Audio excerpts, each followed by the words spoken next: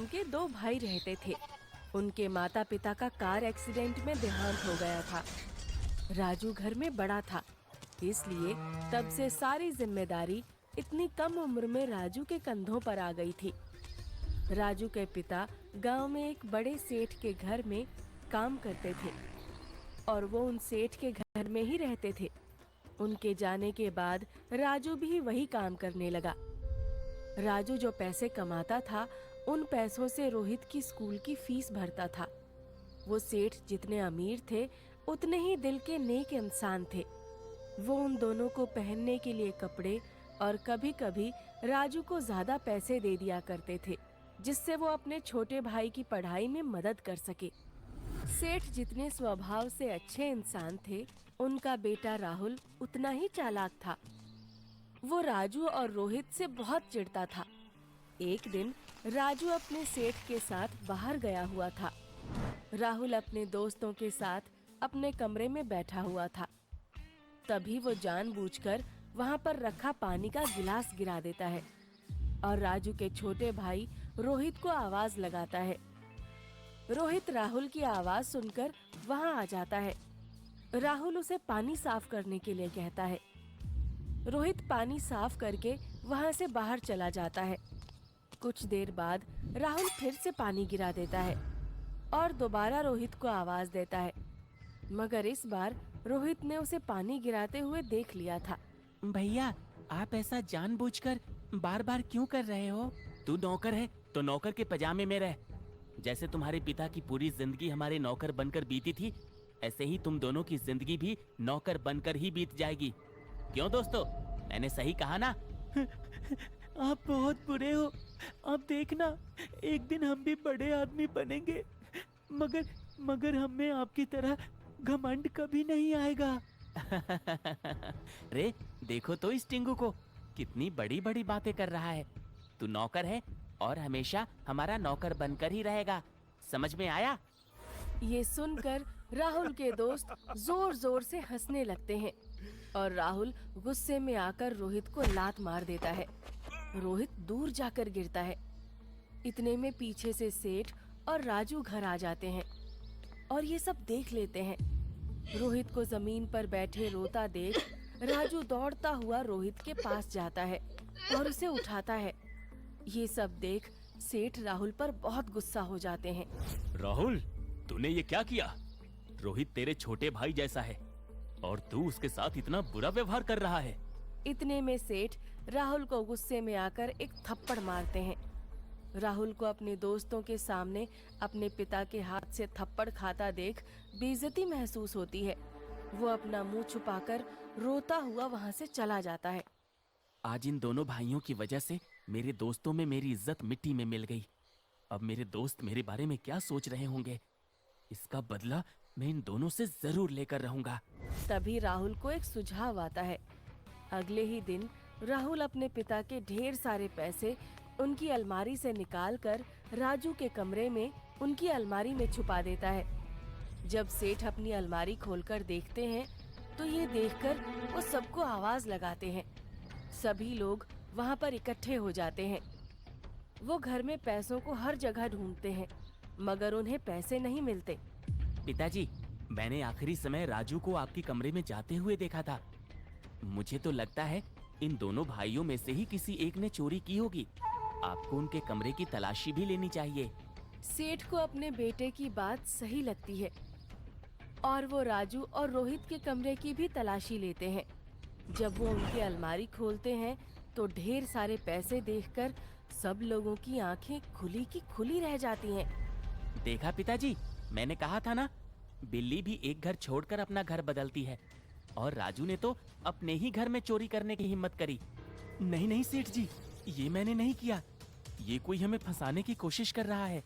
मैं कभी ऐसा नहीं कर सकता। देखो तो पिताजी, एक तो चोरी करता है और ऊपर से सीना जोरी भी। राजू, तुम ऐसा करोगे मुझे ये बिल्कुल भी उम्मीद नहीं थी। आज तुमने मुझे बहुत शर्मिंदा कर दिया। अब अपना सामान उठाओ और निकल जाओ इस घर से, और आइंदा यहाँ लौटकर कभी मत आना।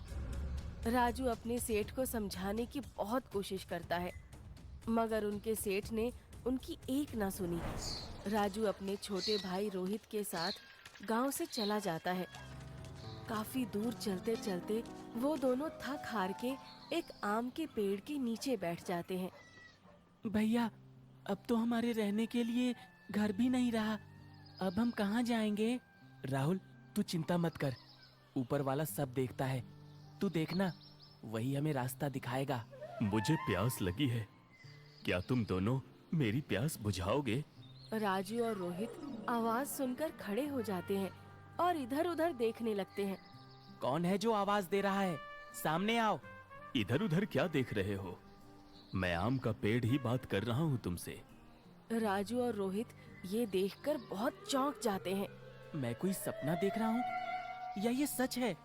हाँ हाँ, ये सच है। तुम लोग क्या मेरी मदद करोगे? राजू और रोहित के पास एक थैला होता है जिसमें एक बोतल में पानी रखा होता है। वो दोनों बिना कुछ सोचे समझे उस बोतल का पानी पेड़ की जड़ों में डाल देते हैं। तुम दोनों कितने नेक इंसान हो। अपनी परवाह किए बिना तुमने अपना बचा हुआ पानी मुझे दे दिया। इसलिए मैं उपहार के रूप में तुम दोनों को भी कुछ देना चाहता हूँ। मेरे पेड़ से रोज सुबह एक आम अपने आप गिरेगा। जमीन पर गिरते ही वो आम एक सोने में बदल जाएगा। मगर ध्यान रहे, अगर किसी ने मेरे पेड़ से आम खुद तोड़ने की कोशिश की तो वो उसी समय अधमरा हो जाएगा। ये सुनकर राजू और रोहित बहुत खुश हो जाते। तभी उस आम के पेड़ से एक आम नीचे गिरता है और वो आम एक सोने में बदल जाता है। भैया, ये तो सचमुच में एक सोना है। मैंने पहली बार सोना इतने करीब से देखा है। राजू फिर सोने को सुनार को जाकर बेचने लगा। सबसे पहले वो दोनों एक किराए के मकान में रहने लगे। राजू रोज सुबह आम के पेड़ के पास जाने लगा और पेड़ से आम गिरते ही आम सोने में बदल जाता। ऐसा करते करते राजू ने अपना कपड़ों का व्यापार शुरू कर दिया। धीरे धीरे उनके घर के हालात सुधरने लगे। उनका किराए का मकान अब खुद के घर में बदल गया। धीरे धीरे समय बीतता गया। राजू का छोटा भाई रोहित भी अब बड़ा हो गया था। राजू ने अपने भाई रोहित को सरकारी अफसर बनने की तैयारी के लिए शहर भेज दिया। कुछ साल की मेहनत के बाद रोहित की मेहनत रंग लाई। अब वो एक पुलिस अफसर बन गया। पुलिस अफसर बनने के बाद रोहित अपने भाई राजू से मिलने गांव आता है। राजू अपने भाई को देखकर बहुत खुश होता है। उसकी आंखों में खुशी के आंसू बहने लगते हैं। रोहित, आज तूने मेरा सीना खुशी से और चौड़ा कर दिया। मेरे भाई, मुझे तुझ पर नाज है। राजू अपने भाई को पुलिस अफसर बनता देख पूरे गांव में मिठाई बंटवाता है। राजू और उसका भाई रोहित मंदिर के बाहर गरीबों को कपड़े बांट रहे थे। तभी वो अपने सेठ को वहां बैठा देखते हैं, जिन्होंने बचपन में उन दोनों को चोरी का इल्जाम लगाकर घर से बाहर निकाल दिया था।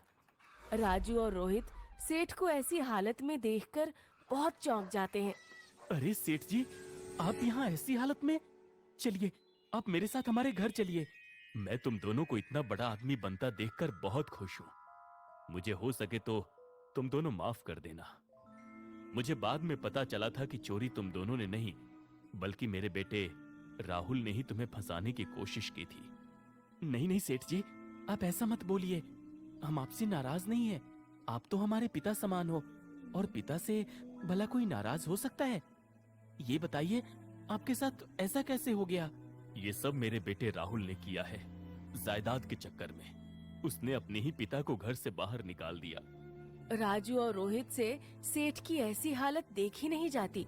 वो उन्हें अपने साथ अपने घर में ले जाते हैं और उन्हें अपने पिता के समान घर में सम्मान देते हैं। ये देखकर पूरे गांव में बात फैल जाती है। भाई भाई, गजब हो गया। आपको याद है, बचपन में वो दो नौकर आपके घर काम करते थे, राजू और रोहित? वो तो बहुत बड़े आदमी बन गए हैं। राजू का खुद का कपड़ों का व्यापार है और रोहित तो एक बड़ा पुलिस अफसर बन गया है। और आपको ये जानकर हैरानी होगी कि आपके पिता को वो दोनों अपने साथ अपने घर में रख रहे हैं। क्या? ऐसा कैसे हो गया? उनके पास इतना पैसा कहाँ से आया? उनके पास तो एक फूटी कौड़ी तक नहीं थी। उड़ती उड़ती तो ये भी खबर आई है भाई कि उनके इतने अमीर होने का राज है एक सोने का आम। अच्छा, तो ये बात है। अगर वो सोने का आम का पेड़ मेरे हाथ लग जाए तो मैं उनसे भी ज्यादा अमीर बन जाऊंगा। ये सोचकर राहुल अगले ही दिन राजू और रोहित के घर में जाता है। कोई है यहाँ पर? बाहर आओ। राजू, रोहित और राहुल के पिता राहुल की आवाज सुनकर बाहर आते हैं। अच्छा, मेरे पिता को रखकर तुम बहुत दानवीर बनने का ढोंग रच रहे हो। तुम्हारी सच्चाई मेरे सामने आ गई है कि तुम कैसे अमीर बने। बताओ, वो आम का पेड़ कहाँ है जिससे राजू तू इतना बड़ा आदमी बन गया? तुम जैसे इंसान को तो मैं कभी नहीं बताऊंगा। तुम लोग आराम से बता दो कि वो पेड़ कहाँ है, वरना मैं जोर जबरदस्ती से भी पता लगवा सकता हूँ। तभी रोहित को आम के पेड़ की बात याद आती है और उसे एक सुझाव आता है। ज्यादा ऊंची आवाज में बात की तो अभी हवालात में बंद कर दूंगा। मुझे तुम्हारी शर्त मंजूर है। मैं तुम्हें उस आम के पेड़ के पास ले जाऊंगा। वो राहुल को उस पेड़ के पास ले जाते हैं। राहुल आम के पेड़ को देखकर बहुत खुश हो जाता है।